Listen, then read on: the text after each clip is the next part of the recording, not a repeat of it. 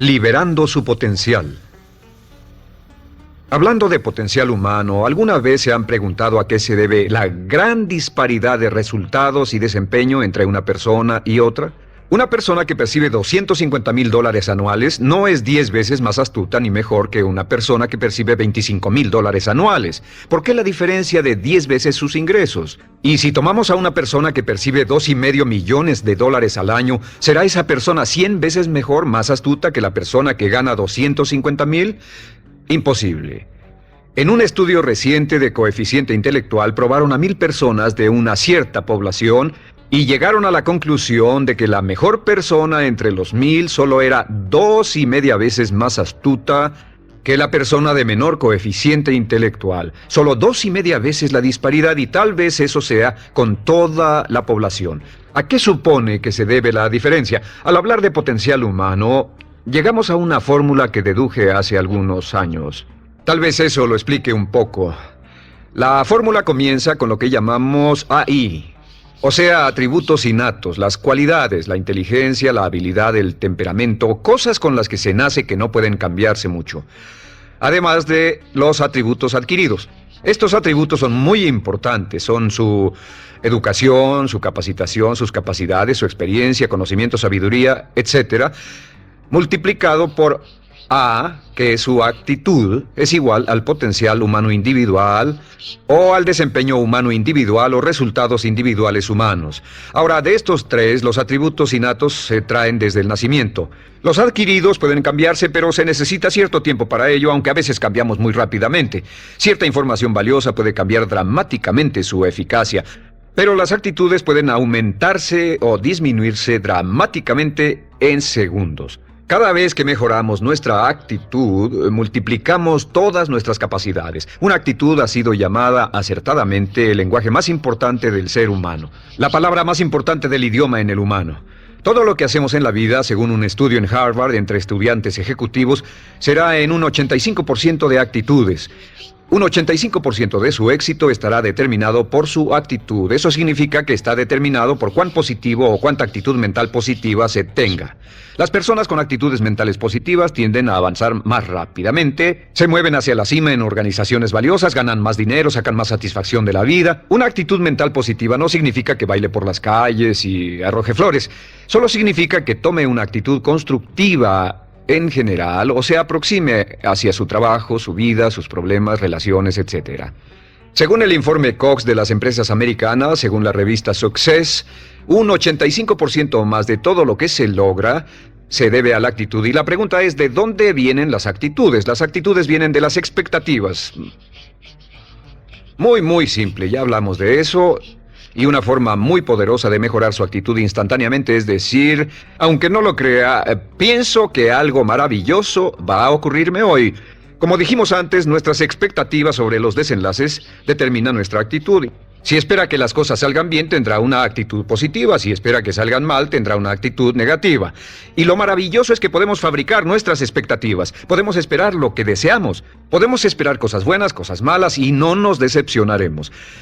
¿De dónde surgen nuestras expectativas? Nuestras expectativas surgen de nuestras creencias y de nuestros valores. Son el centro de los factores motivacionales de nuestra personalidad, nuestras creencias. Y esto nos conduce a un entendimiento del potencial humano. Significa básicamente que nuestra actitud es una expresión externa de lo que está ocurriendo internamente. Y esto es consistente con las leyes mentales. Con respecto a las creencias, cada uno de nosotros tiene muchas creencias en el fondo que los psicólogos llaman los conceptos propios. El concepto propio, o su descubrimiento, es considerado por muchos como el logro único y más importante para comprender el desempeño humano en el siglo XX. Yo estoy de acuerdo. El concepto propio es como, si queremos usar una analogía militar, el centro de mando. O si queremos usar una analogía técnica, es el programa central de su computadora básica. Es un grupo de creencias, valores, actitudes, sentimientos, ideas, etc., almacenadas en el fondo de nosotros y son el resultado de casi todas las experiencias que hemos tenido en la vida. Y algunos investigadores dicen que el concepto propio comienza a formarse aún antes del nacimiento, pero el concepto propio, una vez colocado, precede, predice y determina sus niveles de eficacia y desempeño en todas las áreas de nuestra vida. El concepto propio se convierte en el centro de mando o el programa maestro. El concepto propio de este grupo de creencias determina lo que dirá, lo que hará, cómo actuará, cómo se siente y reacciona, etc. ¿Qué significa esto? Significa que todas las mejoras en su vida externa, todos los cambios en su realidad comienzan con un cambio en su concepto propio. Les voy a explicar lo que significa. Esta es una gráfica muy simple. Hablamos de potencial humano y decimos que la persona promedio usa un 10% o menos de su potencial. Según investigaciones, tal vez es mucho menos. El Instituto Stanford Brain en Santa Clara, California, estima que tal vez se aproxime a un 2%. Seremos generosos y diremos que la persona promedio usa un 10%. Significa que en los mejores casos, la mayoría, como usted o yo, no usamos un 90% de nuestro potencial. Uno de los mejores filósofos, Oliver Wendell Holmes, dice que la tragedia de la persona promedio es que llegan a la tumba con su música aún por dentro. Aún están funcionando con mucho menos de su potencial total. Y esto es el potencial humano. Sabemos que existe una relación directa entre el potencial humano y el concepto propio. Pero como nuestros conceptos propios o nuestras estimaciones de nosotros mismos generalmente son mucho menores de lo que debieran ser, nuestro nivel de desempeño y eficacia también es menor. Sabemos que nuestro concepto propio es altamente subjetivo. ¿Qué significa esto? Significa que el concepto propio, lo que pensamos que es cierto sobre nosotros mismos, no está basado en la realidad, está basado en información que hemos tomado y aceptado como cierto, hasta el grado en que creemos lo que sea de nosotros mismos y se vuelve cierto para nosotros porque actuamos de una forma consistente con ello. Algunas personas que leen sus horóscopos y creen en horóscopos predicen su futuro. Hay algunas personas que toman la crítica y las opiniones de otros a quienes ni siquiera respetan y hacen suyas esas ideas, dando un resultado muy negativo. Lo que piense, lo que acepte como cierto, se vuelve cierto para usted. También sabemos que como adultos tenemos una variedad de conceptos propios. Tenemos un concepto propio de cómo vestirnos, cuánto pesamos, lo que comemos, lo bien que podemos hablar en público, qué tipo de padres somos, qué tipo de hijos somos con nuestros padres, qué tipo de esposo o esposa somos, qué tipo de amante, de conductor. Lo interesante de manejar es que todos los hombres tienen un concepto muy positivo con respecto a esto. Las mujeres no entienden esto, pero los hombres nacen con un genio inherente para manejar. Todos los hombres son choferes excelentes. Si no lo creen, todo lo que tienen que hacer las mujeres que están viendo esto es pensar en la última vez que trataron de corregir la forma de conducir de un hombre y recordarán que no obtuvieron buenas respuestas. ¿Cómo respondemos ante alguien que desafía nuestro concepto propio, sugiriendo que no somos las personas que pensamos ser? Estamos a la defensiva, nos enfadamos, nos irritamos, es difícil que nos traten. Tenemos un concepto propio de lo creativos que somos, lo inteligentes, lo rápido que leemos, lo bueno que somos en los deportes, y si practicamos una gran variedad de ellos, tenemos un concepto propio para cada uno de ellos. Tenemos un concepto propio de lo bien que cocinamos, de lo bien que educamos a nuestros hijos, de lo bien que limpiamos nuestra casa, los autos que manejamos, etc. Y también de lo que valemos por lo que ganamos. Es muy interesante saber que nunca ganamos más del 10% de nuestro concepto propio en ingresos. Nuestro concepto propio determina nuestro nivel de ingresos. Este nivel de concepto propio se llama zona de confort. Y aunque querramos más dinero, veremos que la tendencia humana natural de todas las actitudes es luchar por lograr entrar a la zona de confort y luego quedarnos ahí. Si ganamos un 10% por encima de nuestro concepto propio de ingresos, tendremos una necesidad imperante de deshacernos de ese dinero. Lo donaremos, lo gastaremos en forma extravagante y hasta lo perderemos si recibimos demasiado. Las personas que ganan la lotería siempre están quebradas a los 2 o 3 años. Queman el dinero porque ese dinero está más allá de su concepto propio. Si gana 10% o menos de su nivel de concepto propio, se descubrirá luchando, trabajará más duro, más tiempo, pensará en forma más creativa, buscará diferentes formas para aumentar sus ingresos o sus segundos ingresos. La única forma de mejorar cualquier parte de su vida, incluyendo sus ingresos, es aumentando el nivel del concepto propio de sus ingresos, comenzando a pensar en usted como si estuviera ganando más dinero. Si quiere bajar de peso, la única forma en que podrá lograrlo es pensando en que está delgado. Piense en usted mismo como una persona más delgada. Si quiere volverse una persona más popular, más amorosa, más feliz o más sana, comience a pensar una y otra vez en esas cosas hasta que se vuelvan parte de su nuevo concepto propio. Hablaremos de eso más adelante. Es una parte esencial de la programación de su mente hacia el éxito. Su concepto propio global está determinado por el promedio de sus conceptos propios en las áreas que considere importantes.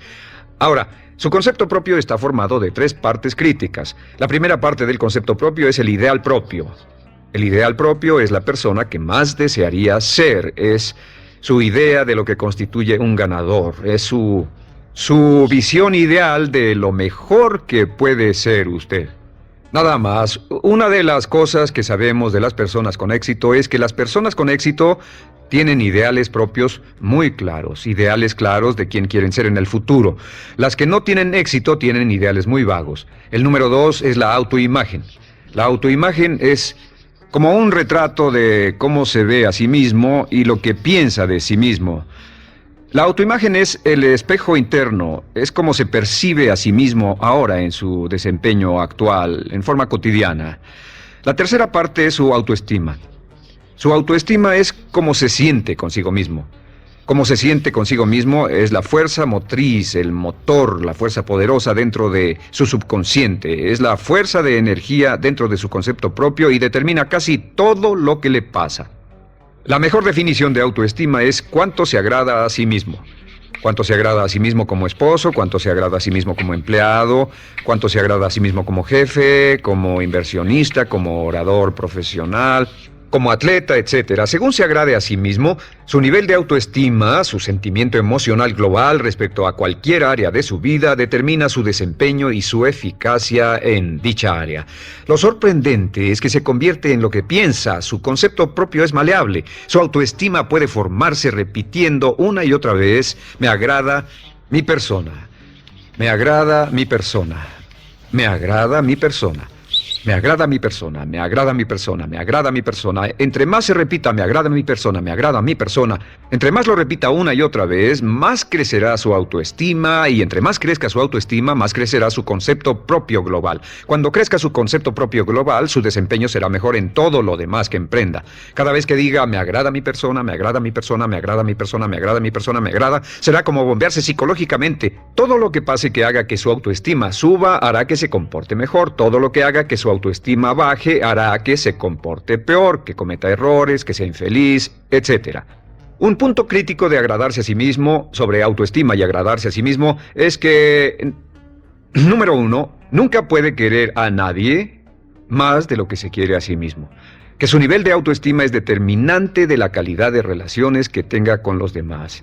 Y número 2 es que nunca puede esperar que nadie más lo quiera o respete más de lo que se respeta a sí mismo. Cuanto se agrade o se respete a sí mismo, determina sus actitudes hacia usted. Todas las escuelas de psicología actualmente están de acuerdo en el hecho de que depende de lo que usted realmente se quiera y se respete a sí mismo como un ser humano valioso e importante, tiene efecto sobre todo lo que le pase. Cuánto se agrade a sí mismo, y lo que puede hacer es mejorar su autoestima diciendo: me agrada mi persona, me agrada mi persona, me agrada mi persona, me agrada mi persona. Y esto nos lleva a la pregunta: ¿de dónde viene el concepto de autoestima? Y descubrimos que el concepto propio es maleable, puesto que no nace con este concepto propio, no nace con ninguna idea sobre sí mismo, no nace con autoimagen ni autoestima. Nace, en cierto modo, como potencial propio. Es la mejor forma de plantearlo. La persona promedio llega al mundo como potencial puro. Y no tiene el concepto propio de que todo lo que es ahora, todo sentimiento que tiene, toda actitud o valor, tuvo que aprenderlo en el transcurso de su vida. También sabemos que el niño llega al mundo con una necesidad imperante de amor y contacto. Y como una gran cantidad de investigaciones lo indican, necesitamos mucho amor y contacto durante toda nuestra vida, pero en especial durante nuestros años de formación, porque de niños aprendemos quiénes somos, cuánto valemos, si somos importantes, inteligentes, amorosos, chistosos.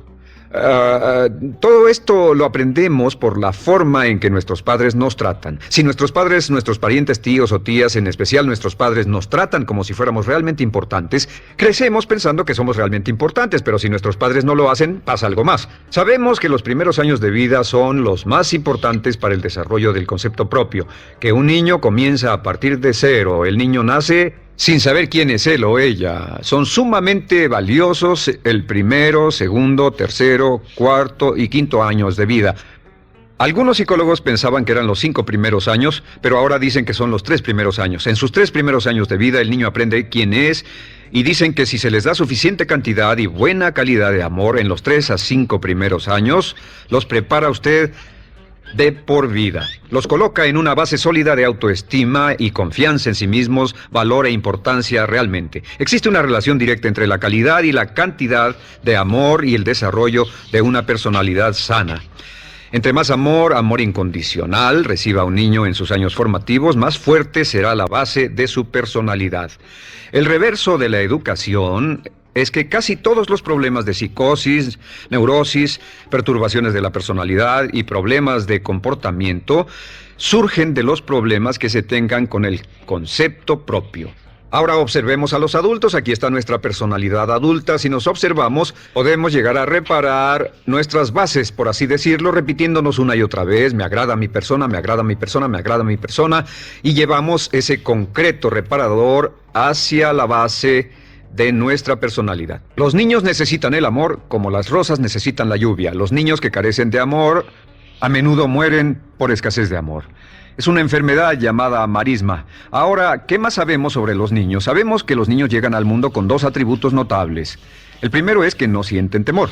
Los niños nacen sin temores. No temen a nada excepto a caerse y a los ruidos fuertes. Y esto se expresa en sus actitudes: yo puedo.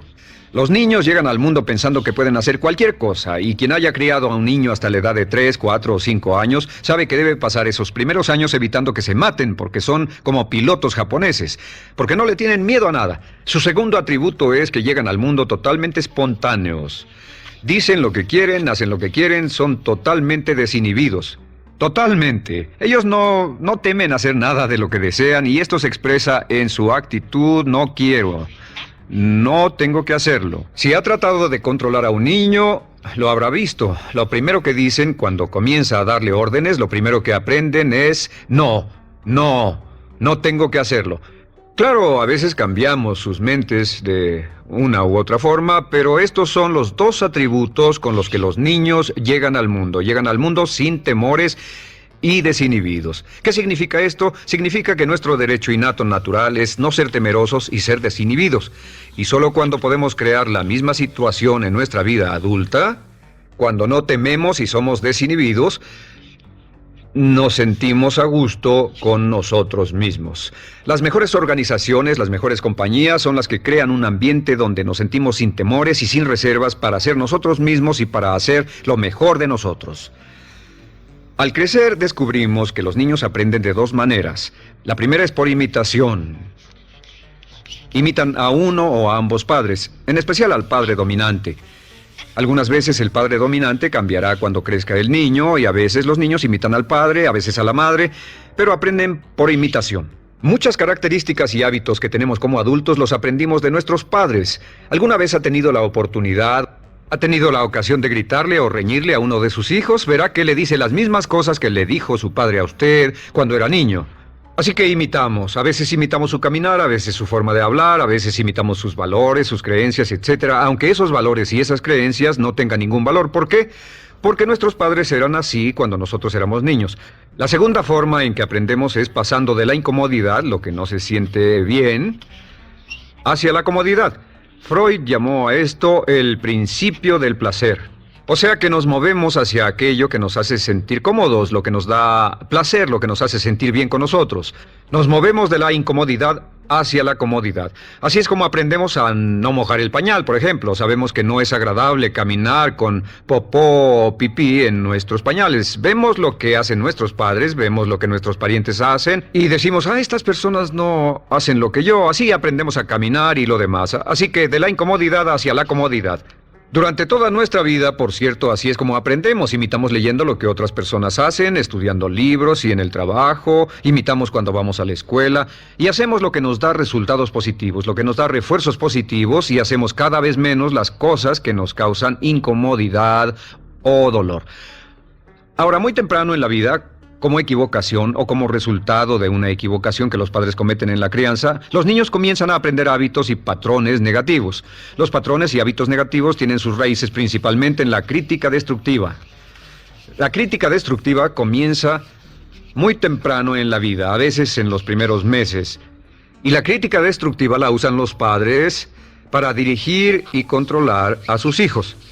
Desafortunadamente, tiene un efecto muy peligroso y dañino sobre nosotros, ya que la crítica destructiva tiende a minar la integridad de la personalidad del niño. Muchos de nosotros, incluyéndome a mí y a muchos de ustedes, nos hemos visto minados y heridos por la crítica destructiva más que todas las guerras en la historia. Ahora, como resultado de la crítica destructiva, comenzamos a desarrollar hábitos y patrones negativos. Los patrones de hábitos negativos son respuestas condicionadas hacia los estímulos. Los patrones de hábitos negativos se desarrollan en los inicios de la vida. Se desarrollan como resultado de una repetición del temor y el dolor una y otra vez. Se desarrollan como resultado de la crítica destructiva, el castigo físico, etc. En los inicios de la vida comenzamos a desarrollar dos manifestaciones que nos persiguen durante toda nuestra vida y más que ninguna otra cosa inhiben nuestro potencial. La primera es la llamada patrón de hábito negativo inhibido.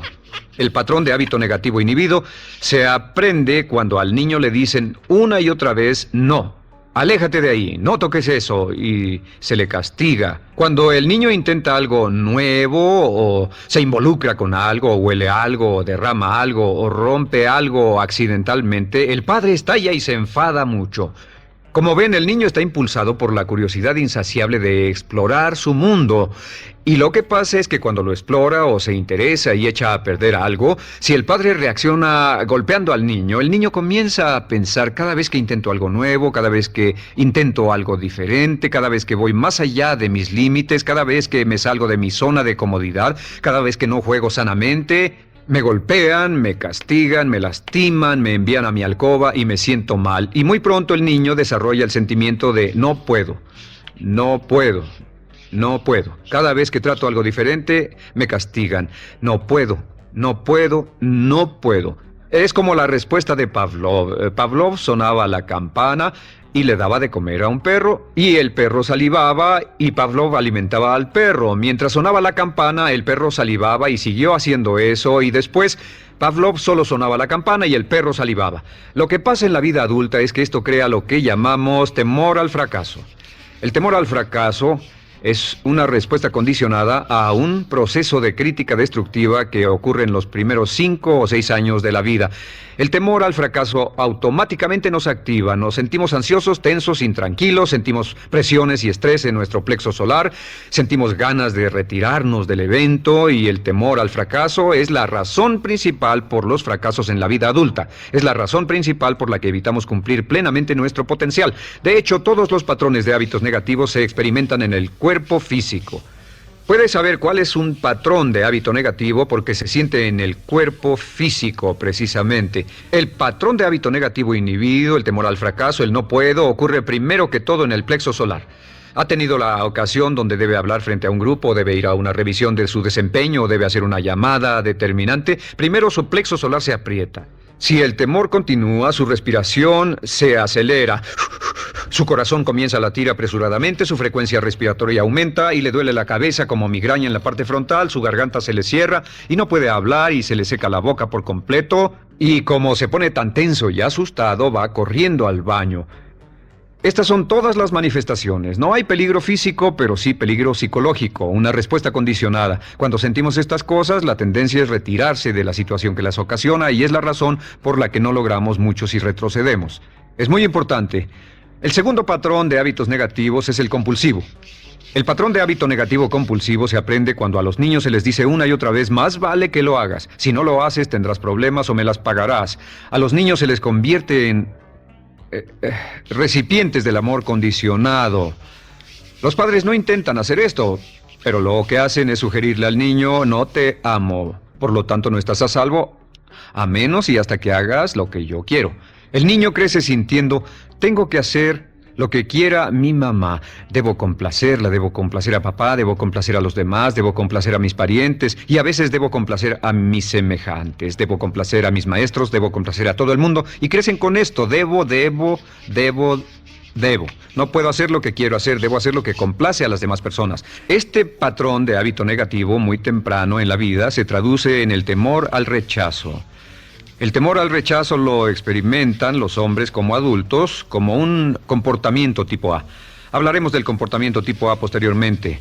El comportamiento tipo A es una necesidad compulsiva o excesivamente compulsiva de complacer de algún modo a alguien sin normas de comportamiento, prácticamente sin pensarlo. El temor al rechazo nos impulsa, nos hace muy sensibles a las necesidades de los demás. Hacemos cosas que otras personas quieren, no hacemos lo que nosotros queremos. Siempre estamos tratando de complacer a los demás. Tenemos preocupaciones o nos importan las opiniones, sentimientos y actitudes de otros hasta el punto donde ocultamos nuestras necesidades. El temor al rechazo se siente en la columna del cuerpo. Se divide el cuerpo a la mitad y se siente hacia abajo en la mitad posterior del cuerpo. El primer lugar donde comienza a sentirse el temor al rechazo es generalmente en los hombros y el cuello. Nos sentimos entumidos, duros, tensos. Cuando tenemos mucho que hacer, sentiremos un estrés tremendo en la columna. Los músculos se estiran en la parte posterior. A veces se manifestará como flebitis y venas varicosas y a menudo nos darán dolores de cabeza en la parte posterior de esta porque las arterias carótidas que llevan la sangre hasta la cabeza, los músculos a su alrededor se contraen y la cantidad de sangre que fluye hacia la cabeza fluye más lentamente y se siente un terrible dolor de cabeza en la parte posterior. Estos dos temores, los patrones de hábitos negativos compulsivos, el compulsivo y el inhibitorio, son resultado de la crítica destructiva, el gran destructor de la personalidad que nos persigue durante toda la vida. Y lo maravilloso de todo esto es que como son patrones de hábitos aprendidos, podemos olvidarlos. Podemos acabar con el temor al fracaso que nos detiene. Podemos acabar con el temor al rechazo que hace que hagamos cosas que complacen a los demás en vez de complacernos a nosotros, trabajando con nuestra propia autoestima. Porque existe una relación inversa entre la autoestima y el patrón de hábitos negativos. Porque entre más se agrade a sí mismo, menos teme al fracaso. Entre más se agrade a sí mismo, menos teme al rechazo. Entre más se agrade a sí mismo, menos temerá a cualquier cosa. Y si sigue repitiendo, me agrada mi persona, me agrada mi persona, me agrada mi persona una y otra vez, si sigue diciendo esto, con el tiempo su autoestima sube más y más y más y más y sus temores desde luego bajan. Cuando su autoestima sube, sus temores van en dirección opuesta. Ahora, ¿cómo enfrentar la crítica destructiva si debe criticar a otras personas? Pues eso es muy simple. Muchos padres nos han preguntado eso. ¿Cómo se controla a los niños? Una de las claves para controlar a los niños es dirigirlos para que hagan algo constructivo en lugar de hacer algo destructivo. Otra cosa que debe recordarse es que lo que quiere hacer es que quiere dar una crítica informativa, crítica constructiva, lo que significa que se les dice a los niños lo que pueden hacer o a los adultos lo que pueden hacer mejor. Todo el propósito de dar retroalimentación de cualquier tipo es mejorar el desempeño. Si es padre o si es jefe o si es una persona en una relación, si una persona está haciendo algo malo o inadecuado, todo el propósito de darles cualquier tipo de retroalimentación es para que puedan hacerlo mejor. Sin embargo, existe una relación directa entre la autoestima y la crítica destructiva. Cada vez que se critica a una persona, su autoestima baja. Y cada vez que su autoestima baja, su habilidad para desempeñarse baja. Si critica a una persona en forma destructiva demasiado tiempo, llegará a un punto donde no intentarán nada. Se convierte en lo que llamamos hipersensible. Un adulto hipersensible es aquel que no puede aceptar críticas de nadie. Un adulto hipersensible es una persona que está muy tensa, ansiosa, si siquiera sugiere que no está haciendo lo correcto. Si trata con un adulto hipersensible, la clave es sentarlo y recordar 4 cosas. Número 1, comenzar con alabanzas. Número 2, proteja la autoestima de la persona a toda costa. Número 3, discuta el desempeño y no a la persona. Hable del comportamiento más que de la persona. Y número 4 es enfocarse hacia el futuro en vez de en el pasado. Enfóquese hacia lo que va a hacerse en forma diferente en el futuro en vez de lo que pasó en el pasado. ¿Por qué? Una razón muy simple, porque una persona no puede controlar el pasado. Al no poder controlar el pasado, cualquier crítica de lo que han hecho en el pasado les da un estrés tremendo y frustración. Así que en resumen, la clave del éxito en la vida es una actitud mental positiva. Una actitud mental positiva se basa en expectativas de éxito, de una serie de expectativas positivas. Esa serie de expectativas positivas se basa en sus creencias y en su concepto de sí mismo. El centro de su concepto propio que determina su eficacia en la vida es su autoestima, y su autoestima se mide por cuanto se valore a sí mismo. Las dos cosas que nos frenan más que nada son el temor al fracaso y el temor al rechazo. Y uno de nuestros secretos centrales de éxito es este: Conviértase en un organismo generador de autoestima perpetua. Haga continuamente cosas para usted mismo, hacia sí mismo en su vida, que hagan que se agrade a sí mismo, que se ame, que se acepte, que se respete, que hagan que se sienta fantástico con usted mismo. Si es un jefe o un padre, no olvide que la clave para el máximo desempeño en su hogar y en su trabajo es hacer que las personas se sientan maravillosamente consigo mismas. Entre mejor se sienta consigo mismo y más se agrade, más probable será que logre que las personas a su alrededor lo quieran, lo acepten, lo respeten, se respeten.